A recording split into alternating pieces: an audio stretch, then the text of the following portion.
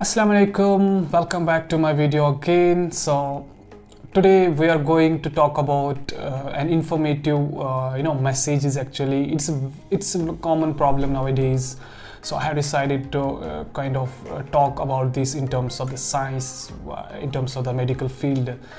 तो the topic ये है कि consequences of the late marriage. आजकल जो एक कॉमन प्रॉब्लम हो चुकी है कि शादी लेट से करना, एक परफेक्ट टाइम पे शादी ना करना, for both mails and females, औरतों के लिए भी और मर्दों के लिए भी। तो क्या हो सकता है, क्या कॉन्सिक्वेंसेस हो सकते हैं, वो हम आज इस वीडियो में जानने की कोशिश करेंगे। देखिए, टाइम हैज़ चेंज। पहले क्या होता था कि बिफोर 2010 ऑलमोस्ट, तो तब क्या होता था, तब एक एरा था। तब क्या करते थे कि औरतों की शादी 20 साल उम्र में कर लेते थे। इसी तरह मर्दों की भी 25 साल तक शादी कर लेते थे। तो that time it was as per that era.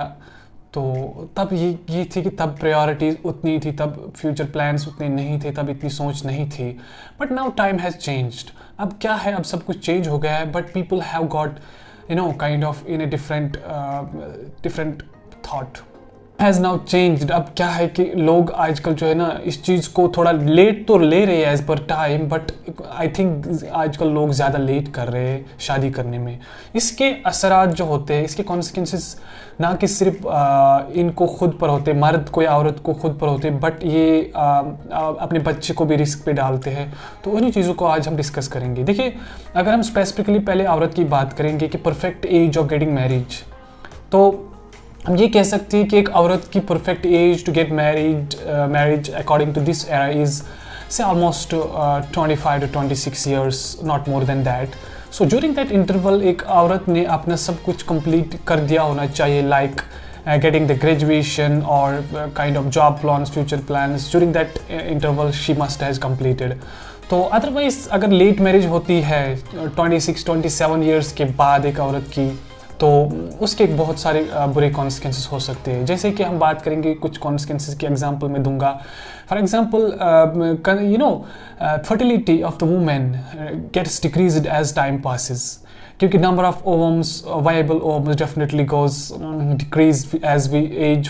तो औरतों की जो है ना कंसेप्शन या कंसीव करने की जो क्षमता है वो कम होती है as we as.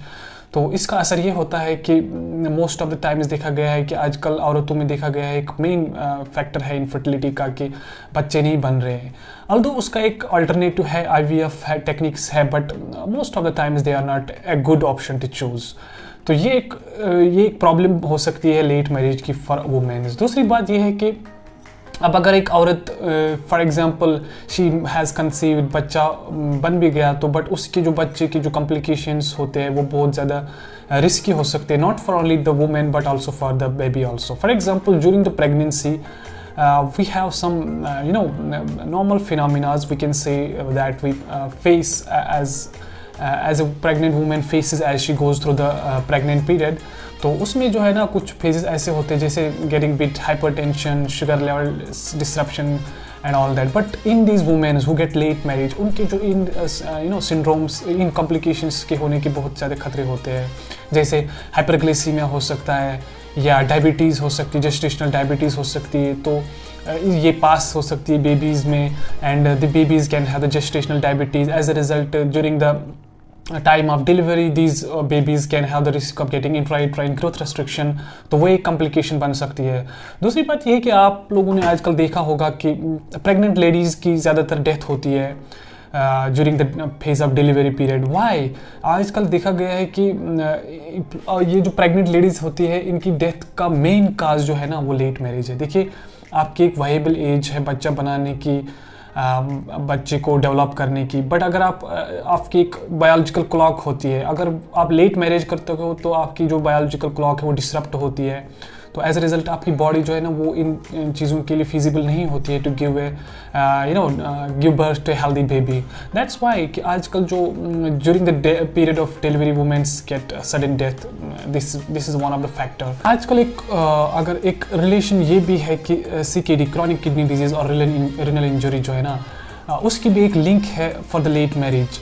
For example, babies who are born from the mothers who get late marriage, they have the high risk of developing the chronic kidney disease. देखा गया है कि इन बच्चों में जो होता है ना, नंबर ऑफ नेफ्रॉन जो होती है वो कम होती है, तो as a result when they grow up, जब वो बड़े होते हैं बच्चे, उनको जो है ना किडनी फेलियर होने का खतरा एक बढ़ जाता है। ठीक है, तो ये एक लिंक रहती है लेट मैरिज और बिटवीन दिस कॉम्प्लिकेशन। तो इसका हम इनडायरेक्टली अगर देखें तो अगर एक माँ या औरत लेट मैरिज करती है तो वो अपने बच्चे को खतरे में डालती है अपनी इस लेट मैरिज की वजह से। तो ये एक फैक्टर है। अच्छा, अगर हम मर्दों की बात करें, मर्दों में भी लेट मैरिज की बहुत सारी कॉन्सिक्वेंसेस है। देखिए, अगर आप परफेक्ट एज देखें एक आदमी को, एक मर्द को कब शादी करनी चाहिए, तो as per this era I must say not more than 30 years of age. अगर एक मर्द 30 साल के आगे शादी करता है तो definitely that is a late marriage. भी पहले अगर देखेंगे हम कि हेल्थ कॉन्सिक्वेंसेस एक मर्द पर क्या हो सकती है। जैसे देखा गया है कि स्टडीज़ में देखा गया है कि इन मर्दों को कार्डियोवैस्कुलर इश्यूज़ होने का खतरा बहुत ज़्यादा होता है।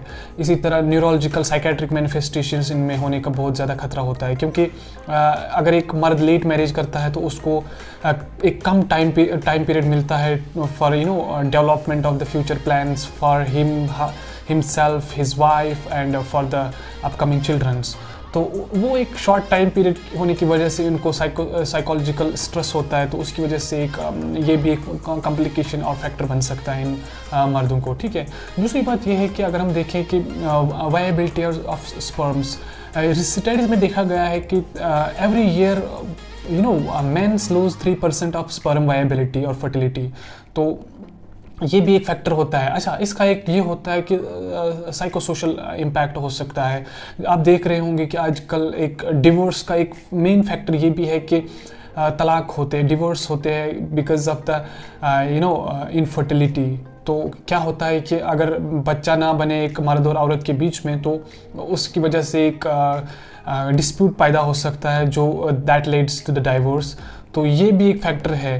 ठीक है, तीसरा फैक्टर ये है कि आपने देखा होगा कि जैसे कि अब अगर आपने प्लान किया है 1 या 2 बच्चे रखने का, not more then that of course, तो फॉर एग्जांपल आपने 30 साल की उम्र में शादी कर ली। ठीक है, तो 30 साल में आपने शादी कर ली, उसके बाद आपको जो बच्चा होगा से फॉर एग्जांपल 15 या 20 साल का, तो वो आपकी एज तब तक 50 क्रॉस कर चुकी होगी। तो आपका बेटा या बच्चा जो होगा ना, वो मे बी 12th और may be doing the graduation होगा। तो ये एक फैक्टर बनता है, आप उसका डेवलपमेंट अच्छे से नहीं कर पाते हो। तो इसकी वजह से ये होता है कि उन बच्चों को जो है ना अपनी स्टडीज़ कंप्लीट करने में दिक्कत होती है। They have to left their studies to find below dignity jobs. तो they can not complete their aspirations और ड्रीम्स। तो जिसकी वजह से ये भी एक फैक्टर बनता है, not for only for your self but also for your upcoming generations. So इन चीज़ों को आप देखिए, एक बार देखिए, every work everything should must be done at a perfect time. हर एक चीज़ का करने का एक परफेक्ट टाइम होता है।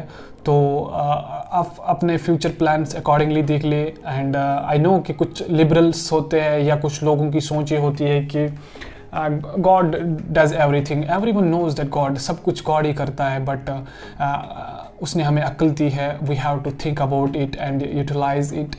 तो हमें अच्छे से सोचना है कब क्या करना है, प्लान रखना है। Of course it's not कि you don't need to hurry it।